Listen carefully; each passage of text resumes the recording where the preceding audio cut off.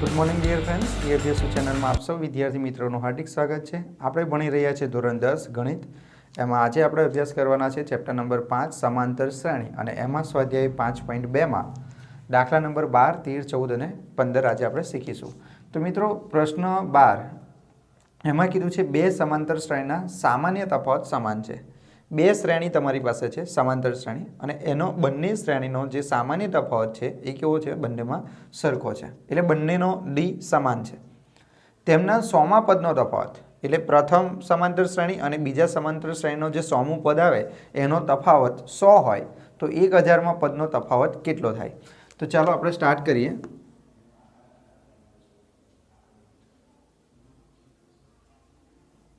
પ્રશ્ન 12 पहला આપણે લખીશું પ્રથમ સમાંતર શ્રેણી માટે પ્રથમ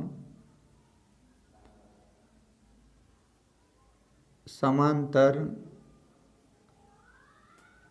શ્રેણી માટે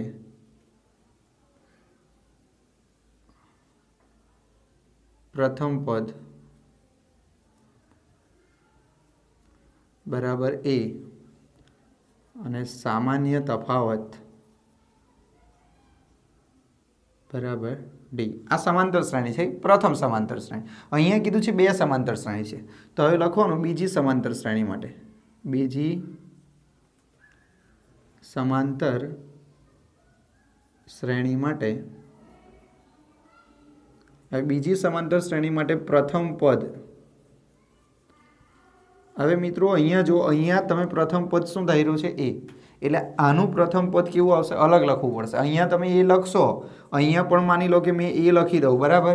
તો કે આનું પ્રથમ પદ ને આનું પ્રથમ પદ તો કેવું થઈ ગયું? સમાન, બરાબર? તો બંને સમાંતર શ્રેણી એક જ થઈ જાય। એટલે આપણે એને અલગ બતાવવા માટે આ પ્રથમ પદને આપણે નામ આપીશું કેપિટલ એ, બરાબર? અને સામાન્ય તફાવત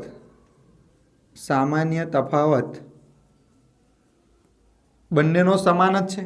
सामान्य तफावत में दाखला में कीधुं कि सामान्य तफावत समान है, एटले आमां डी है तो आमां पण स्मॉल डी ज आवशे, अहीं स्मॉल डी तो अहीं स्मॉल डी। एटले कहेवानो मतलब कि प्रथम पद बंनेनुं अलग है पण सामान्य तफावत बंनेनो केवो छे? समान है। एटले आ प्रथम श्रेणी माटे प्रथम पद ए थयुं ने सामान्य तफावत डी थयो। बीजी श्रेणी माटे प्रथम पद कैपिटल ए અને સામાન્ય તફાવત ડી।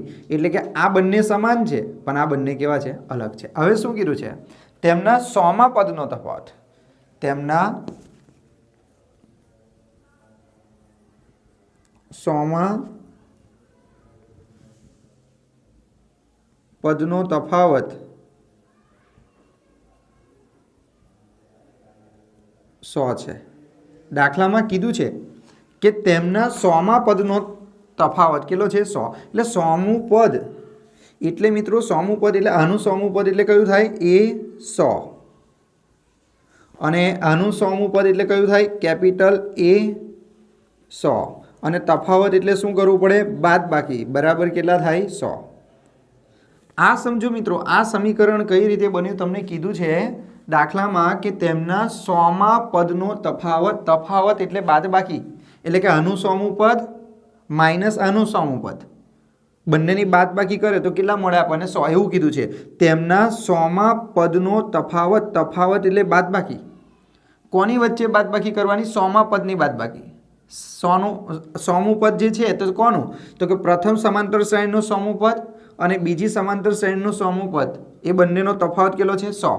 તો આનું સૂત્ર આપણે લખીએ તો આ રીતે લખાય a વત્તા 99 ડી થાય કે નહીં?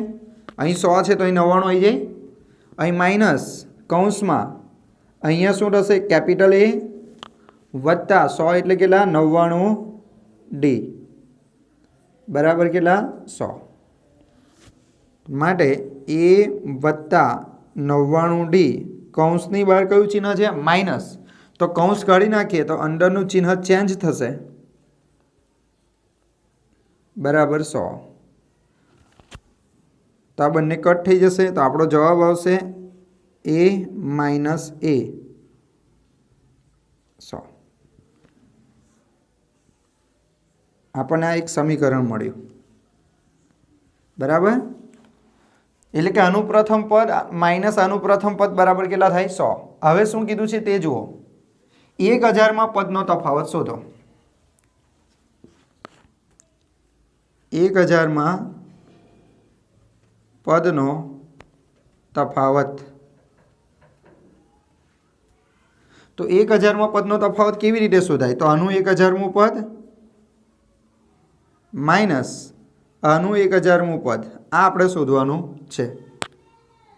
તો આનો મતલબ એવો થાય એ વત્તા 999D માઇનસ કેપિટલ એ વત્તા 999D. આ વસ્તુ આપણે શોધવાની છે. માટે એ વત્તા 999D માઇનસ અહીં કૌંસ કાઢી નાખીએ તો કેપિટલ એ કેવા થઈ જશે? માઇનસ ને માઇનસ 999D. તો મિત્રો આ પ્લસ આ માઇનસ કટ થઈ જશે એટલે સ્મોલ એ માઇનસ કેપિટલ એ. તો આના બરાબર સમીકરણ 1 માં કેટલો જવાબ આપેલો છે? 100. તો આની જગ્યા પર આપણે લખીએ 100 સમીકરણ 1 પરથી. બરાબર, એટલે આપણો જવાબ કેટલો આવે? 100. માટે એવું લખી શકાય કે 100 પદોનો 1000 માં પદનો તફાવત 100 આવે.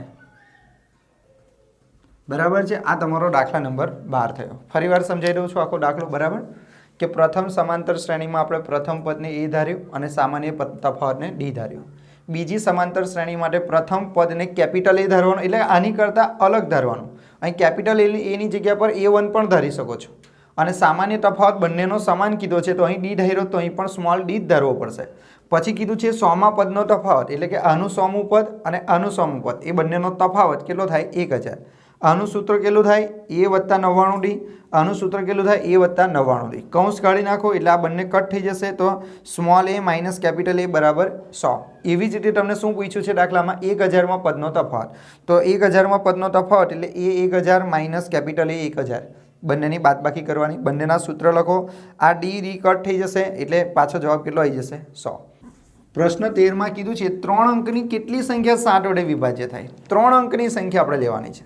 તો સૌ પ્રથમ તો આપણે લખવું પડશે દાખલા નંબર 13, 3 અંકની સંખ્યા.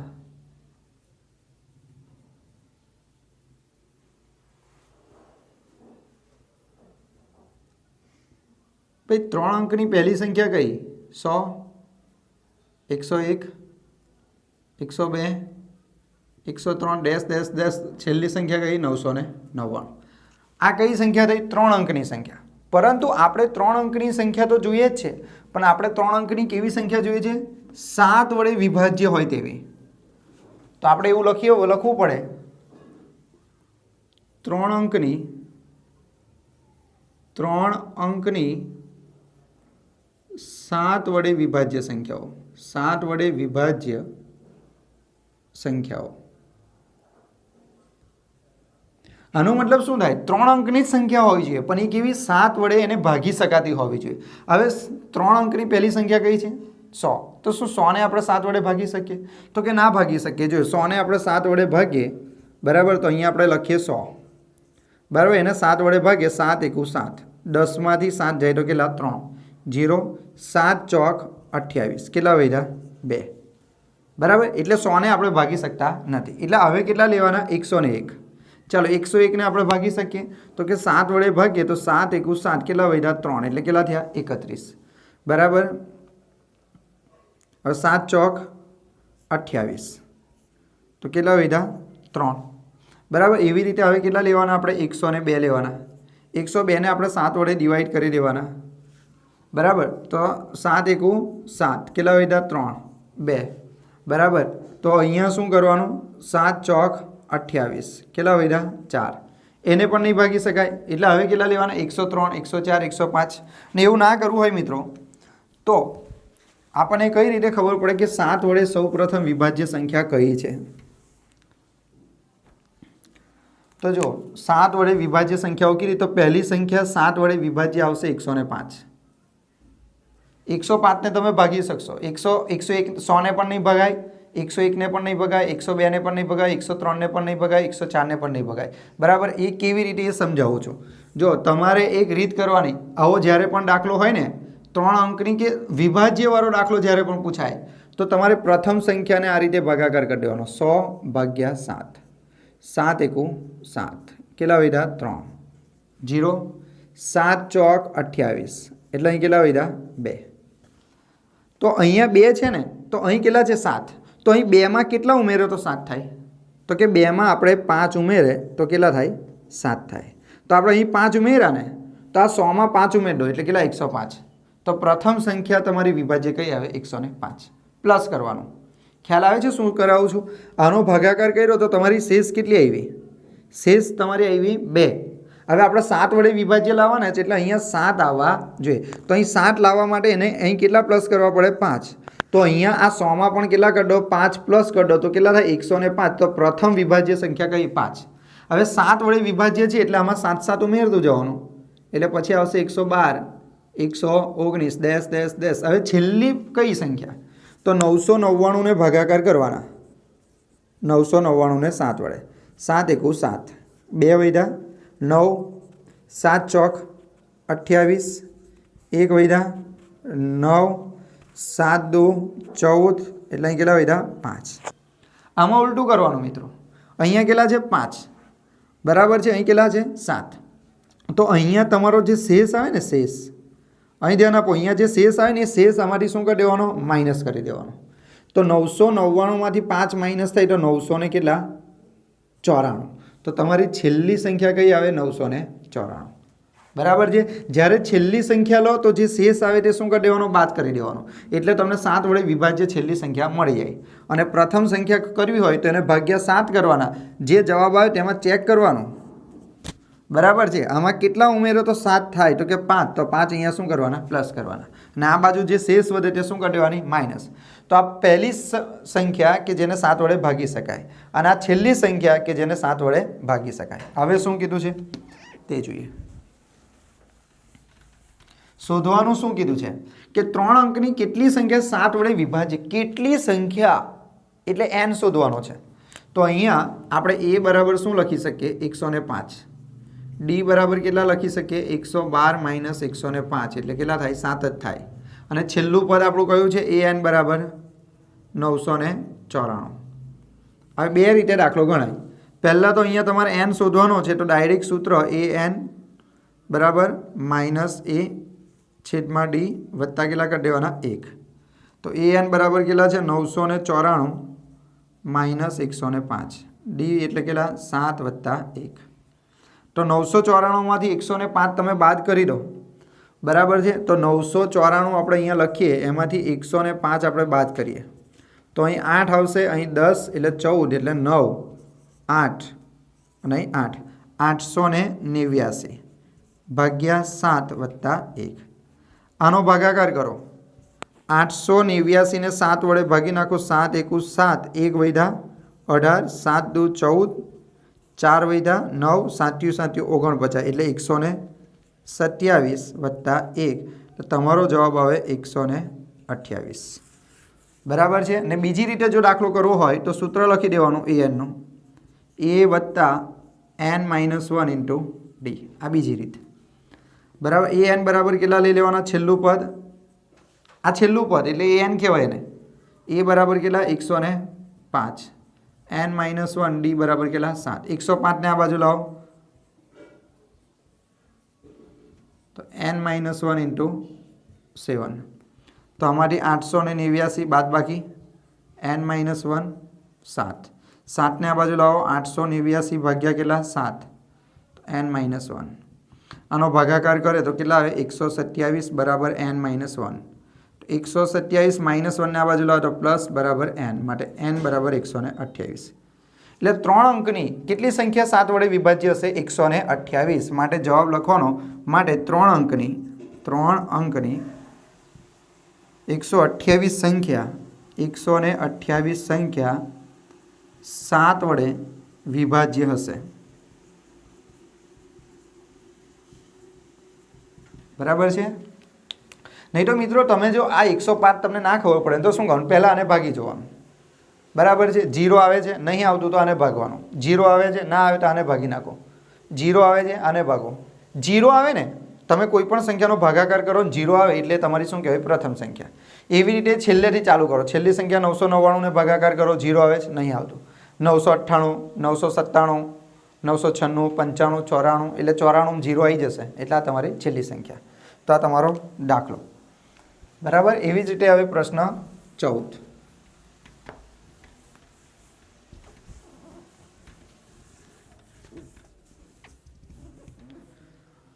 પ્રશ્ન 14 તમને કીધું છે 10 અને 250 વચ્ચે 4ના કેટલા ગુણિત હોય. ભાઈ 4ના ગુણિત એટલે 4નો ઘડિયો 4 વડે ભાગી શકાતા હોવા જોઈએ. એને આપણો 4નો ગુણિત કહેવાય. જેમ કે 4 8 12 16 20 24 28 32 જેને 4 વડે ભાગી શકાય નહીં બધા 4ના ગુણિત કહેવાય. બરાબર છે. પણ અહીંયા શું કીધું 10 અને 250 વચ્ચેની સંખ્યા. તો 10 અને 250 વચ્ચેની સંખ્યા. તો આપણે અહીંયા લખીએ પ્રશ્ન 14. તો 10 અને 250 વચ્ચેની સંખ્યા કઈ કઈ આવે. તો 10 અને 250 ની વચ્ચે એટલે 10 ના આવવું જોઈએ, 250 નહીં. એની વચ્ચે એટલે 11 12 13 14 15 ડેશ ડેશ ડેશ છેલ્લે કયો 249. બરાબર. એટલે 11 થી લઈને 249 ની વચ્ચેની સંખ્યા. હા, 11 થી લઈને 249 સુધીની સંખ્યા. હવે એમાં શું કીધું 4ના ગુણિત. 4ના ગુણિત હોય 4ના ગુણિત હોય તેવી સંખ્યા. તેવી સંખ્યા. હવે 4ના ગુણિત હોય એટલે શું? 4ના ગુણિત એટલે 4 વડે ભાગી શકાય. 11 ને 4 વડે ભાગી શકાય? ના ભાગી શકાય. 12 ને ભાગી શકાય? ભાગી શકાય. તો એની પ્રથમ સંખ્યા કઈ આવે? 12. પછી 4 4 ઉમેરતું જવાનું. 16 20 24 28 બરાબર. Dash dash dash dash dash છેલ્લી સંખ્યા કઈ લેવાની? 249 ને 4 વડે ભાગી શકાય? 249 ને 4 વડે ભાગી શકાય. 6 ચોક 24 0 9 9 ને ભાગી શકાય? ના ભાગી શકાય. તો હવે કઈ સંખ્યા લેવાની? એનાથી એક ઓછી લેવાની. 248 ને ભાગી શકાય 4 વડે? 6 ચોક 24 0 8 4 2 8. એટલે છેલ્લી સંખ્યા કઈ 4 વડે ભાગી શકાશે? 248. એટલે પહેલી સંખ્યા 4 વડે ભાગી શકાય એવી પહેલી સંખ્યા કઈ? 12. અને છેલ્લી સંખ્યા 4 વડે ભાગી શકાય એવી કઈ? 248. પણ કઈ 10 અને 250 ની વચ્ચેની વાત કરી છે. ચાલો, તો હવે આ દાખલામાં શું કીધું છે? કેટલા ગુણિત હશે એટલે અહીંયા પણ તમારે શું શોધવાનું છે? n શોધવાનું છે. કેટલા ગુણિત હશે એટલે n શોધવાના છે. તો અહીંયા આપણે a બરાબર લખીએ 12, d બરાબર 16 માઇનસ 12 એટલે કેટલા? 4. અહીંયા પણ આપણે બે રીતે કરીએ બરાબર. અને આ આપણું કયું પદ કહેવાય? છેલ્લું પદ. છેલ્લું પદ એટલે an કહેવાય. હા, 248. તો એક ડાયરેક્ટ n શોધવું હોય તો ડાયરેક્ટ n નું સૂત્ર an માઇનસ a છેદમાં d વત્તા 1. તો an બરાબર 248 માઇનસ પહેલી સંખ્યા 12 છેદમાં 4 વત્તા કેટલા? 1. 48 માંથી 12 જાય તો 36 4 વત્તા 1. 4 વડે ભાગી નાખો.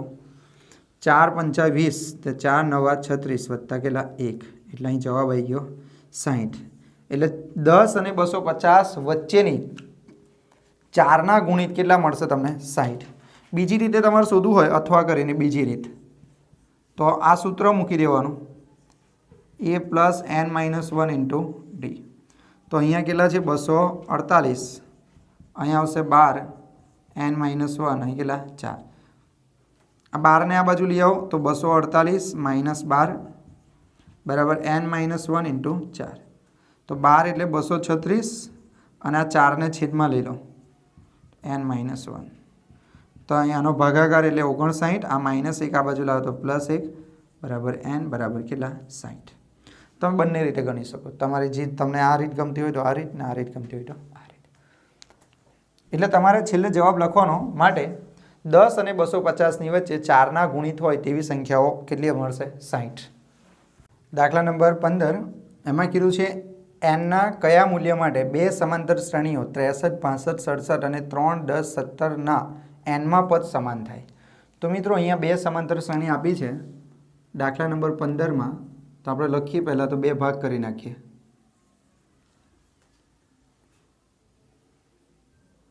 પ્રથમ સમાંતર શ્રેણી માટે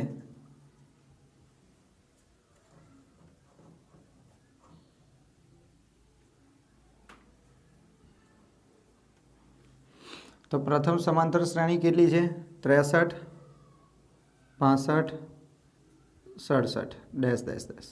તો અહીંયા આપણે એ બરાબર ધારી લઈએ 63, ડી બરાબર બીજા પદમાંથી પ્રથમ પદ માઇનસ એટલે કેટલા 2 અને એનમું પદ એટલે એ એન બરાબર a plus n minus 1 into d. તો એ બરાબર કેટલા છે અહીંયા 63 એન માઇનસ 1 ને ડી બરાબર કેટલા 2. તો 63 એનનો ગુણાકાર 2 સાથે કરો તો 2n અને 2 ગુણ્યા 1 એટલે -2. 63માંથી 2 જાય તો 61 વત્તા 2n. આ તમને કયું પદ મળી ગયું? એનમું પદ. પણ આ એનમું પદ કયું? પ્રથમ સમાંતર શ્રેણીનું. અહીંયા લખો બીજી સમાંતર શ્રેણી માટે. તો બીજી સમાંતર શ્રેણીમાં તમને કીધું છે 3, 10, 17 ડેશ ડેશ ડેશ. તો એનું પ્રથમ પદ કેટલું? 3. ડી બરાબર બીજા પદમાંથી પહેલું પદ માઇનસ એટલે અહીં કેટલા આવે? 7. એટલે એ અને ડી આપણે શોધી નાખ્યું. હવે એનમું પદ આપણે શોધીએ તો એનમું પદ, હવે આનું એનમું પદ આપણે એ એન લખીએ તો ના સારું લાગે, કારણ કે એ એન ને એન સરખું થઈ જાય. એટલે અહીંયા શું આવે કે ડેશ લખીએ તો બરાબર છે. ચાલો અહીંયા બી તમે અલગ લખી શકો છો. આને આપણે એ ધાર્યું તો અહીં કેપિટલ એ ધારી શકો છો તમે. અહીં ડી છે તો અહીંયા શું ધારી શકો તમે? અહીંયા કેપિટલ એ ધારી શકો છો અને કેપિટલ ડી ધારી શકો છો. બરાબર ને એવું ના કરવું હોય તો અહીંયા ડેશ લખી શકો, સ્મોલ એ ડેશ, અહીંયા ડી ડેશ એવું પણ તમે લખી શકો છો. બરાબર છે. તો ચાલો અહીંયા આપણે અહીં એ ધાર્યો ને તો અહીંયા કેપિટલ એ ધારીએ. કેપિટલ એ એન બરાબર a plus n minus 1 into d. તો એ બરાબર કેટલા છે? કેપિટલ એ બરાબર 3, એન બરાબર આપણને ખબર નથી અને ડી બરાબર કેટલા છે? 7. તો 3 એનો ગુણાકાર એન સાથે એટલે 7n માઇનસ 7. તો અહીં થશે 7n, 3 માઇનસ 7 એટલે -4. બરાબર છે. તો આ એનું કયું પદ આવી ગયું? એનમું પદ આવી ગયું. હવે તમને શું કીધું છે? એનમાં પદ કેવા છે? સમાન. તો બંને શ્રેણીના એનમાં પદ સમાન છે. એનો મતલબ એવો થાય કે આનું એનમું પદ એ એન ને પેલું એનમું પદ એ કેપિટલ એ એન. બરાબર. તો આ કેટલા હતા? 61 વત્તા 2n ને આ બાજુ હતા 7n માઇનસ 4. તો -4 ને આ બાજુ લઈ લઈએ તો શું થઈ જાય? પ્લસ. તો 61 વત્તા 4. જો શું કર્યું? આ -4 ને આપણે બરાબરની આ બાજુ લઈ આવ્યા અને આ 2n છે ને પ્લસ, એને બરાબરની આ બાજુ લાવીએ તો માઇનસ. તો 7n માઇનસ 2n. તો અહીં 61 ને 4 કેટલા? 65 અને અહીં કેટલા? 5n. માટે 65. આ 5 ને આ બાજુ લાવે તો ક્યાં જાય? છેદમાં. માટે n બરાબર કેટલા? 13. એનો મતલબ એવો થાય કે 13મું પદ, આનું 13મું પદ અને આનું 13મું પદ કેવું હશે? સમાન હશે. બરાબર છે. બંને શ્રેણીના 13મા પદ સમાન થાય. તો મિત્રો આ હતા તમારા 4 દાખલા 12, 13, 14 અને 15.